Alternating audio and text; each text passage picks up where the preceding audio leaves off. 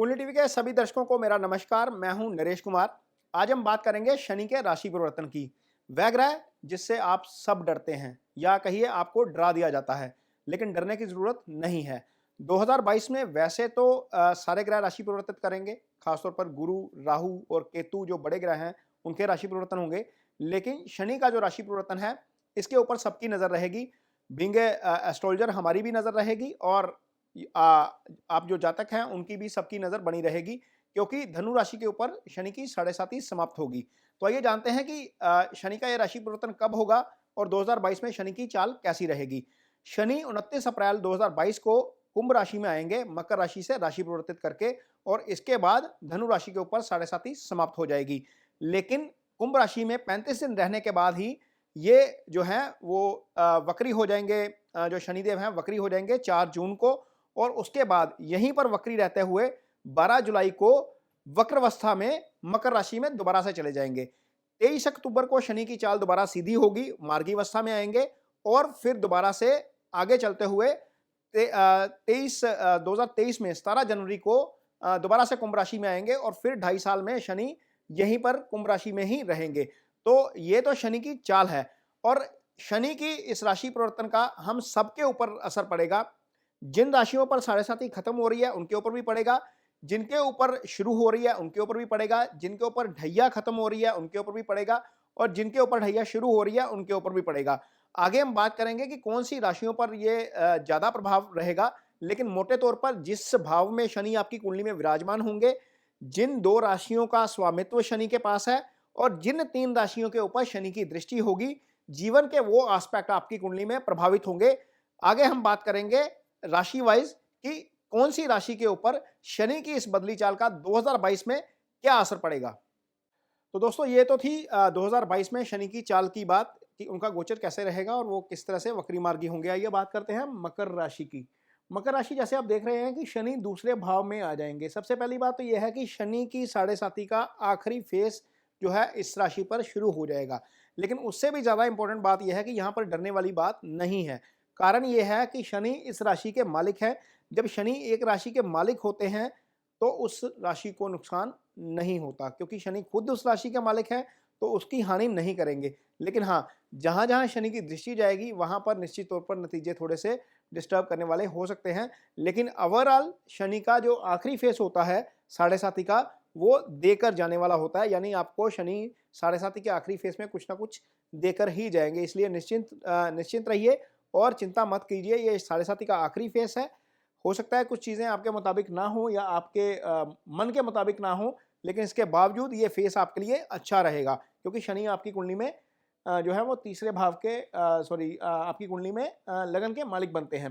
तो आइए देखते हैं कि सबसे पहले शनि आपको कहाँ कहाँ प्रभावित कर सकते हैं। अब तक शनि आपकी कुंडली में चंद्रमा के ऊपर से ट्रांजिट कर रहे थे। जब ट्रांजिट ऊपर से कर रहे थे तो 10वीं दृष्टि कर्म स्थान के ऊपर जा रही थी, यानी कि आपका कर्म डिले हो रहा था। आपका प्रोफेशन, आपका जॉब, सारी चीज़ें एक तरीके से डिले में थी। यदि आप कारोबार करते हैं तो आपके काम की एग्जीक्यूशन नहीं हो पा रही थी। यदि आप किसी चीज़ की डिलीवरी करते हैं तो वो डिलीवरी ऑफ प्रोडक्ट नहीं हो पा रहा था समय से, या नतीजे आपको अपनी उम्मीद के मुताबिक नहीं मिल रहे थे, क्योंकि शनि की 10वीं दृष्टि जो है वो सीधा दशम भाव के ऊपर जा रही थी, और सीधी 7वीं दृष्टि जो है वो सप्तम के ऊपर जा रही थी। सप्तम से भी कर्म देखा जाता है, क्योंकि सप्तम दशम का दशम होता है। यहाँ से वो कर्म देखा जाता है जो पार्टनरशिप में होता है। तो जो लोग पार्टनरशिप में काम कर रहे हैं उनके लिए ये रिलीफ वाली बात हो गई कि शनि की दृष्टि वहां से हट गई है, दशम से भी हट गई है। तो निश्चित तौर पर आपके लिए प्रोफेशन के फ्रंट के ऊपर, आपकी जॉब के फ्रंट के ऊपर आपको अब अच्छे रिजल्ट्स जो है वो मिलने शुरू हो जाएंगे। शनि चूंकि आपकी कुंडली में धन के भाव के मालिक हैं, वहां पर जाकर विराजमान हो गए हैं, तो निश्चित तौर पर धन की भी वृद्धि हो सकती है आपकी कुंडली में। तो ये आपके लिए एक तरीके से शनि का गोचर अच्छा हो जाएगा।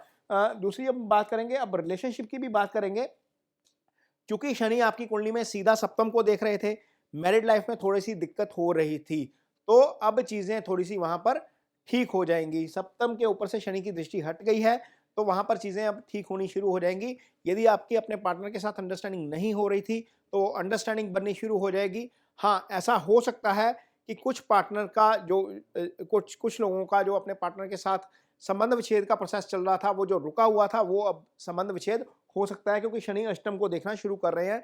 अष्टम जो है वो सेपरेटिव जो है वो इफेक्ट देने वाला भाव होता है, वहाँ पर नतीजे आपके मुताबिक अब हो सकते हैं। वहाँ पर भी आपको एक तरीके से रिलीफ ही है, क्योंकि कई बार मामले कोर्ट में लंबे चले जाते हैं और वहाँ पर तारीख पे तारीख मिलती रहती है, वहाँ पर चीज़ें हो सकता है कि वो हो जाएँ। तो मैरिड कपल्स के लिए ये स्थिति है।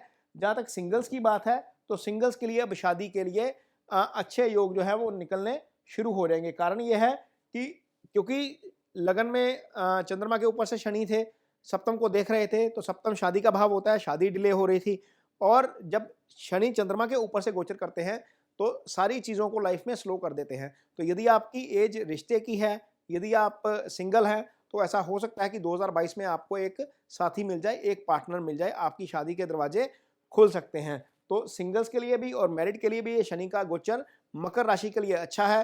तो यदि आप किसी के साथ आपकी अंडरस्टैंडिंग है या आप किसी को अपनी भावनाएँ एक्सप्रेस करना चाहते हैं, तो ये समय अब आने वाला है अप्रैल के बाद। अप्रैल के बाद अपनी भावनाएँ आप अपने पार्टनर के साथ एक्सप्रेस कर सकते हैं। शादी का योग आपके लिए खुलने वाला है। जहाँ तक हेल्थ की बात है, तो हेल्थ को लेकर बहुत ज़्यादा चिंता वाली बात नज़र नहीं आ रही, क्योंकि शनि यहाँ पर छठे भाव को किसी भी तरीके से प्रभावित नहीं करेंगे।